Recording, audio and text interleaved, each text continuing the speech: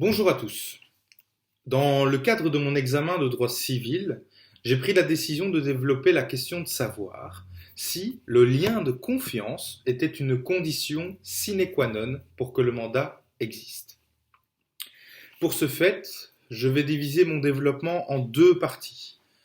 Une première partie concernera la réalité du terrain, l'histoire du mandat, le modèle absurde créé par les juges et l'évolution du lien de confiance à travers l'histoire. Suivi d'une deuxième partie où je me mettrai dans la peau d'un législateur et présenterai un nouveau modèle de mandat d'intérêt commun, ainsi que mon opinion personnelle sur le modèle actuel. Passons tout de suite à la première partie. De base, le mandat est défini de trois manières. La manière du Code civil, la manière doctrinale et la manière jurisprudentielle. Le Code civil, en son article 1984, dispose que le mandat est un acte par lequel une personne donne à une autre le pouvoir de faire quelque chose en son nom.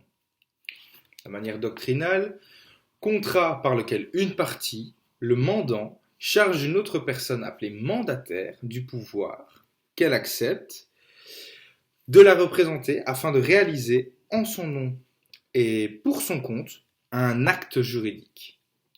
La manière jurisprudentielle, le mandataire est la personne qui est chargée, en vertu d'une convention, d'accomplir un acte juridique au nom et pour le compte d'une autre personne.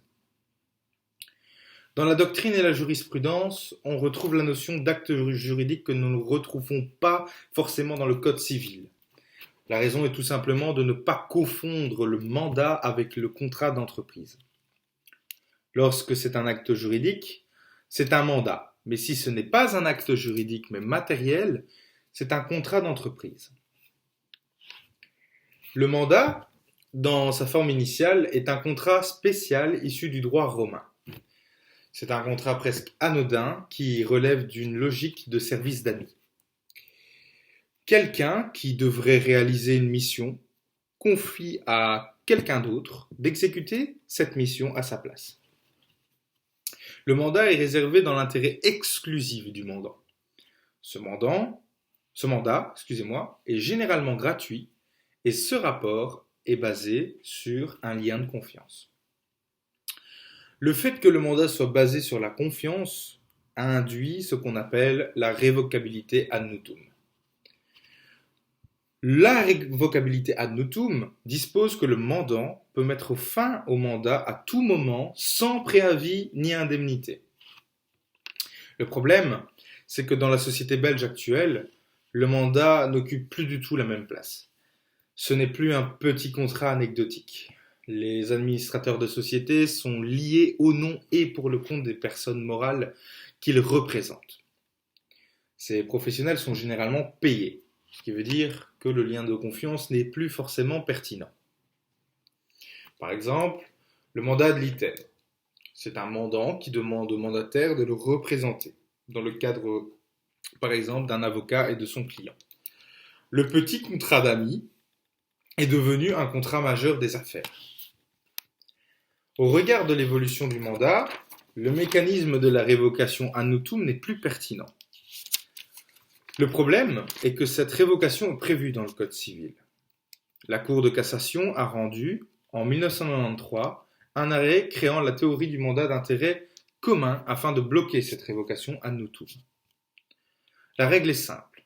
Si j'ai un mandat d'intérêt commun, la révocabilité ad nutum ne s'applique pas. Il y a mandat d'intérêt commun lorsqu'il y a intérêt commun entre le mandant et le mandataire. Il y a intérêt commun quand le mandataire a un intérêt personnel à la réussite de la mission qui lui est confiée. Le critère spécifique pertinent est le mode de calcul de cette rémunération. Par exemple, prime en cas de réussite de la mission. Le mandataire pourra être révoqué, mais moyennant soit de préavis, soit d'indemnité. Se pose alors une question. Si le mandant révoque, quand même, ad nutum, malgré le fait que ce soit un mandat d'intérêt commun, le mandant devra payer une indemnité. Il y a des hypothèses où l'on pourra quand même le faire. On pourra quand même, du coup, révoquer ad nutum. Deux hypothèses. L'accord des parties, bien évidemment, mais, deuxième hypothèse, le motif légitime, par exemple la mauvaise exécution de la mission. Si le mandant se prévaut d'un motif légitime, il peut être contesté par le juge. Soit le juge dit que c'est légitime, donc c'est révocable ad notum, soit ce n'est pas légitime, et dans ce cas, qu'est-ce qu'on fait? Le fait d'invoquer à tort un motif légitime, c'est une faute du mandant, ce qui a pour conséquence de réparer le dommage, soit en nature, soit par équivalent. Si on répare en nature, on remet dans l'état où la faute ne serait pas commise. On ne met pas fin au mandat. La manière la plus naturelle serait plutôt de restaurer ce lien contractuel. Cependant, la grande majorité des juges refusent la voie de la réparation en nature. Si on remet en relation, le lien entre le mandat et le mandataire risque d'être altéré. L'argument des juges: le mandat est marqué par un lien de confiance. Or, si on réintègre le mandataire dans sa mission, pas de lien de confiance. Les juges vont avoir donc tendance à réparer par équivalent. Mais ce qui crée une incohérence. Les juges disent que la confiance n'est pas un critère pertinent, mais il l'est dans le cadre du refus de la réparation en nature. Les juges vont quand même accepter la réparation en nature dans l'hypothèse où le mandat porte pour une prestation unique, donc un mandat spécifique, mais pas pour la pluralité. Donc, en résumé, pour une mission, la confiance n'est pas importante, mais pour plusieurs missions, le critère de la confiance est important. Ce qui paraît quand même assez incohérent. Je vais attaquer la deuxième partie en disant que cette réalité est quand même assez critiquable. Le juge crée un paradoxe avec le lien de confiance. Il se permet également de jouer avec la loi, en ce sens qu'il estime le lien de confiance essentiel ou non, en fonction de la pluralité des missions du mandataire. Selon moi, nous devons garder le contexte original du mandat. Il a été créé sur base d'un lien de confiance, cela devrait être un service d'amis. Le problème avec le juge actuel, c'est qu'il a tendance à faire la loi et la modifier comme il le souhaite pour éviter les complications. D'un côté, c'est nécessaire, puisque le monde évolue. Mais d'un autre côté, il modifie ce qui lui chante et ne respecte donc pas la séparation des pouvoirs, prônée par Montesquieu. De plus, dans le cadre de mon cours de droit civil, j'ai constaté à quel point le juge défendait le mandataire, la personne ayant le moins de défense. Est-ce à nouveau un non-respect de l'équité?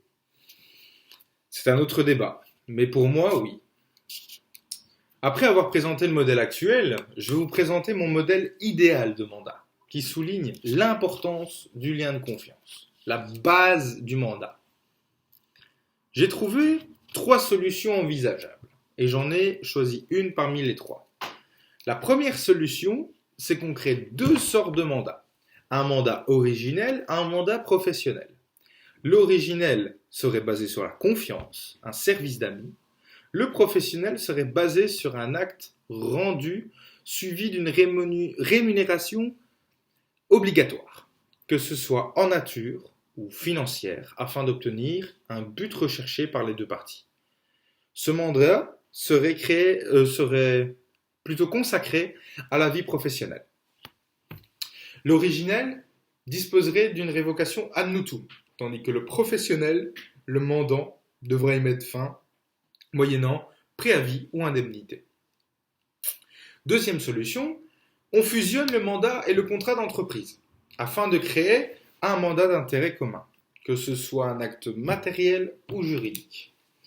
On ferait disparaître le lien de confiance, et par conséquent, la révocation ad nutum. Ce mandat serait donc basé d'un intérêt commun entre le mandataire et le mandant, qui pourra mettre fin à ce mandat tout en moyennant préavis et indemnité auprès du mandataire. Dernière solution, on supprime totalement la notion de mandat dans le Code civil. On laisse la place au mandat pour le contrat in fitu personae. On supprime donc le lien de confiance et par conséquent la révocation ad nutum. Comme je l'ai dit plus haut, Pour moi, l'aspect originel du mandat et le lien de confiance doivent rester des conditions sine qua non de son existence.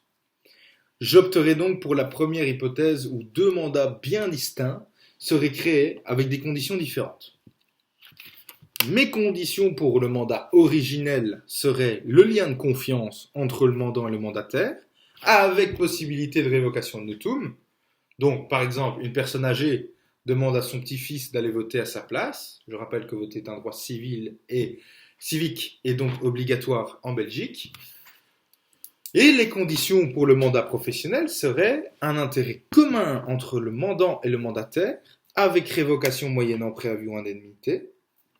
Il faudrait une rémunération obligatoire et ce serait uniquement dans le cadre de l'activité professionnelle. Cette solution permettrait d'éviter que les juges utilisent l'argument assez biaisé de la confiance et que l'on puisse défendre les travailleurs dans la sphère professionnelle. Que pensez-vous de ma solution? J'espère que cela vous plaira et je vous souhaite une agréable journée. Merci de votre attention.